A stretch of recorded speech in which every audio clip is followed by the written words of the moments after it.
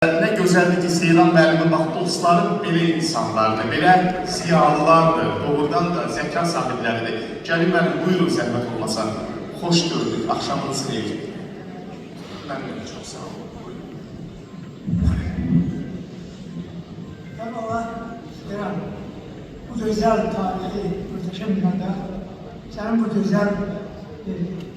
gözəl tədbirini alışlayıram. Və həqiqətən də bu auditoriyanı mən tələbəli illərdən, Seyranla biz tələbə olmuşuz. O illərdən xatırlayıram ki, burada yerkən yetişən günə qulaq asmışıq,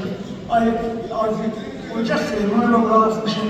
Yəni, bu cür Seyran'a qulaq asmışıq. Bu cür Seyran'ın gözüdür. Mən niyə bu fikrimi yazmaçlıq olum? Demək, biz çox vaxt bizim yanımızda olan, bizim həmçinin gözümüzün qabağında olan, Seyran günü məqələ yazdım ki, biz birbirimize baxa-baxa qocalırıq, böyüyürük. Demək, birbirimize baxa-baxa böyüyəndə adam o inkişafı görmür, adam o böyüklüyü görmür, uzaqdan baxanda görmür.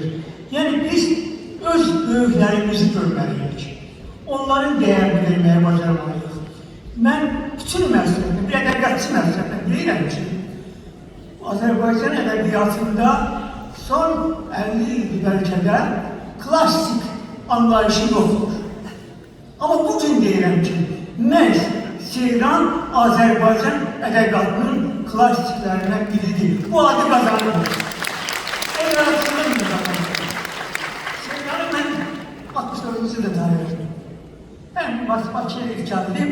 Seyran'la görüşdük, eyni vaxtda sənət verdik, qəbul olunduq və bu günə qədər 60 ildən qaldık.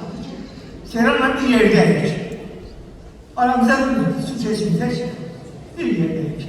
Seyran, biz gözümüzə sənən şair kimi görmüşük. Biz hamımız fikirləşirdik ki, mən yox, Ramizlər, bütün şairlər hesab edirlər ki, Seyran şairdir. Arada Seyran keçdi nəsrə. Onu Ramiz deyəsən deyir ki, sevindik ki, nə yaxşı Seyran nəsrə keçdi, şehir yolunda bizə yol açdı. Demək, Seyran həqiqətən gözəl şairdir, gözəl dramaturgdur, gözəl nasirdir. Mən bunu yaratıcını tam təhlilləmək, izah eləmək istəmirəm, amma bir neçə məqamı xatırlamaq istəyirəm. Deyildi məndən əvvəl, çox hörmətli bizim dostlarımız deyirlər, evlatlıqlarım deyirlər ki, Seyran həqiqi mənada demək, yenilik yaradan bir yazıcıdır. Onun öz yolu var, öz dəstə xətti var. Onun öz dəstə xətti nədən ibarətdir? Bu deyildi, mən də deyirəm onu. O, özünə məxsus bir satira ustasıdır. Onun satirasında həm böyük bir dərin yumor var. Və dünya ədəbiyyatının meyarlarından biri də budur ki, orada yumor olsun. Ən böyük yazıçılarda həmişə yumor oldu. Mən Seyran'a uzun ömür arzulayıram. Mən demirəm ki, mən demiş, 100 il, 200 il. Seyran, sən uzun ömür arzulayıram.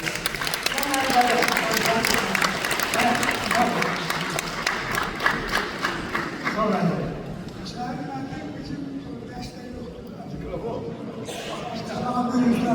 Deməli, 60'lar içində ən axıra evlənən buydu. Gəncədə, mən qədim ürəklərdim işdi ki, vallahi pis böyük babatdı,